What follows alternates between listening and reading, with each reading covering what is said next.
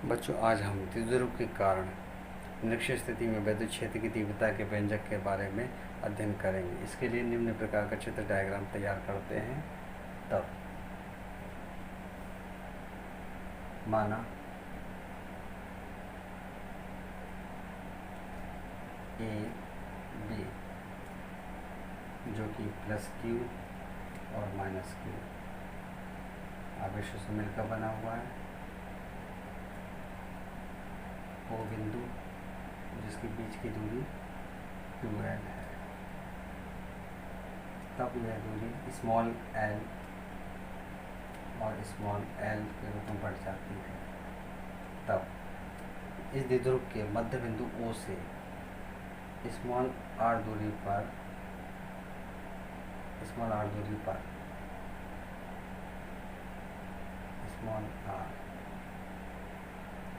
पर बिंदु P है, जहाँ पर हमें विद्युत क्षेत्र की तीव्रता ज्ञात करनी है। ये एंगल थीटा, इसी प्रकार इसको ज्वाइन करने पर ये एंगल भी थीटा। तब आधार L पर लंबवत दिशा में दूरी r है। तब कण की भुजा r² प्लस l²। इसी प्रकार r² प्लस l² हो। तब विद्युत क्षेत्र की तीव्रता को दो घटकों में तोड़ने पर लंब दिशा और ऊर्ध्वाधर दिशा में, लंब दिशा में घटक विद्युत क्षेत्र की प्लस क्यू आवेश के कारण विद्युत क्षेत्र की तीव्रता E1 है और माइनस क्यू आवेश के कारण विद्युत क्षेत्र की तीव्रता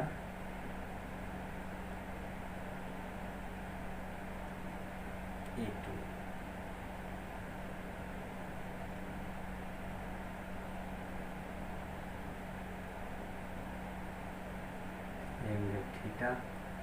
थीटा लंब दिशा में योजित करने पर E1 साइन थीटा और ये हो गया E2 साइन थीटा। द्विध्रुव के लंब दिशा में घटक E1 साइन थीटा व E2 साइन थीटा है तथा द्विध्रुव के समांतर घटक E1 cos theta plus E2 cos theta है।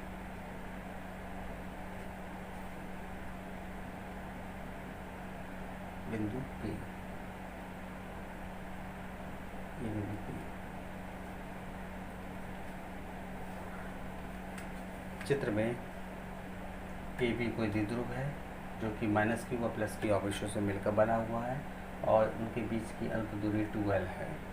तब इस द्विध्रुव के मध्य बिंदु O से स्मॉल r दूरी पर कोई बिंदु P है। तब हमें इस द्विध्रुव के कारण इसकी निरक्षीय स्थिति में विद्युत क्षेत्र की तीव्रता का व्यंजक प्राप्त करना है।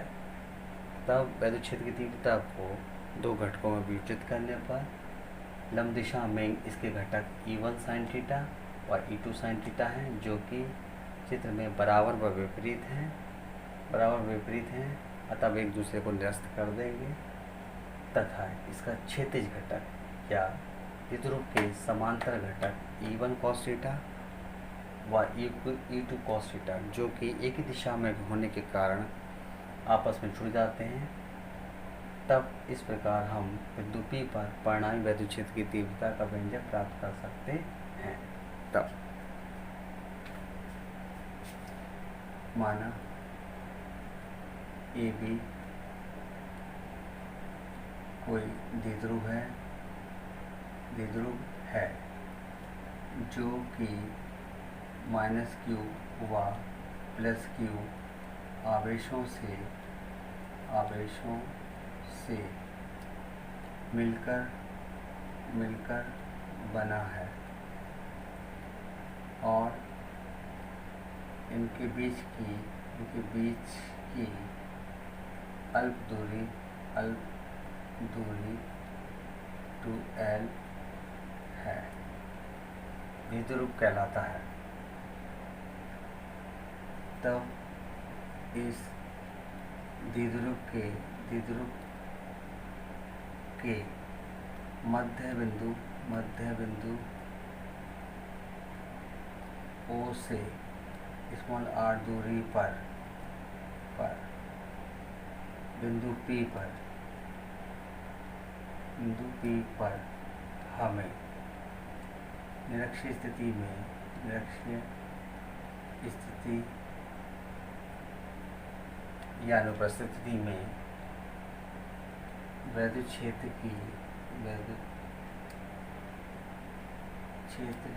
की तीव्रता का व्यंजक प्राप्त करना है। तब प्लस Q आवेश के कारण वैद्युत क्षेत्र की तीव्रता E1 है। तब प्लस Q आवेश के कारण वैद्युत क्षेत्र की तीव्रता E1 हो तो E1 बराबर 1/4πε0 इंटू Q अपॉन AP और स्क्वायर। AP दिशा में AP बराबर √r² प्लस L²। तब E1 बराबर 1/4πε0 into Q upon r² plus L²। समीकरण नंबर 1। इसी प्रकार माइनस Q आवेश के कारण वैद्युत क्षेत्र की तीव्रता यदि E2 हो तो E2 बराबर माइनस Q आवेश के कारण E2 = 1/4πε0 into Q upon dP का होल स्क्वायर। dP दिशा में E2 बराबर 1/4πε0 into Q upon r² plus L²। समीकरण नंबर 2।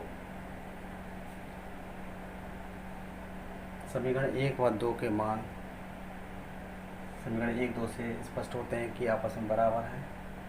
अतः बिंदु P पर इसके लंब घटक आपस में बराबर विपरीत होने के कारण एक दूसरे को निरस्त कर देते हैं तथा इसके क्षैतिज घटक आपस में जुड़ जाते हैं। अतः बिंदु P पर परिणामी वैद्युत क्षेत्र की तीव्रता का मान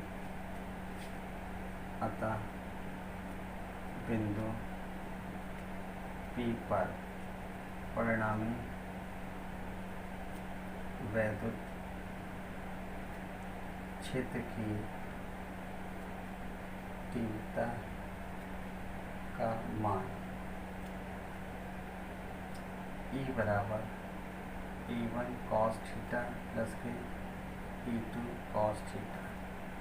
यहाँ E1 बराबर E2। तब E = 2E1 cos थीटा। समीकरण नंबर 3। समीकरण 1 से E1 का मान समीकरण 3 पे रखने पर तब E = 2 गुणा 1/4πε0 into Q upon r² plus L² into cos theta आधार बटे कर्ण तो L बटा √r² प्लस L²। हल करने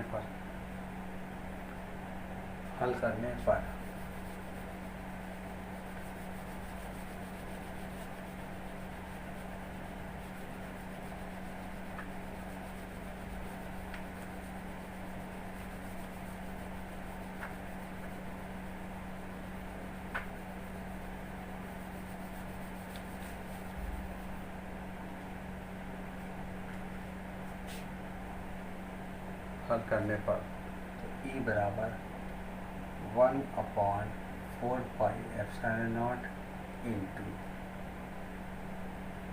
Q इंटू 2L बटा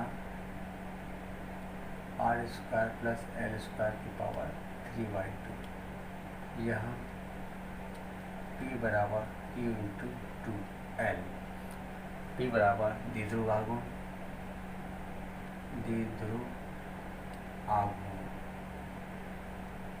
है, तब E equal to 1/4πε0 into P upon R square plus L square की power 3/2।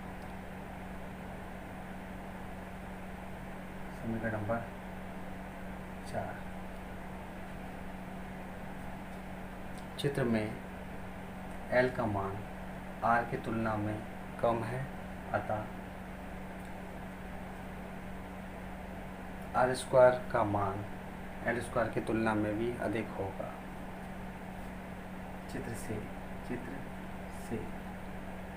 L is greater than small r, L square is very r less than small r square.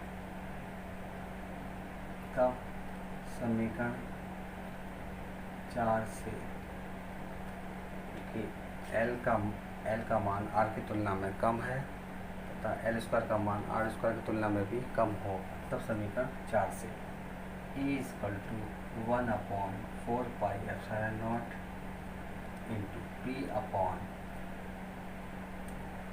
L square को हटाने पर नगण्य मानने पर तो R स्क्वायर गुणा 3/2, 2 से 2 कट गया।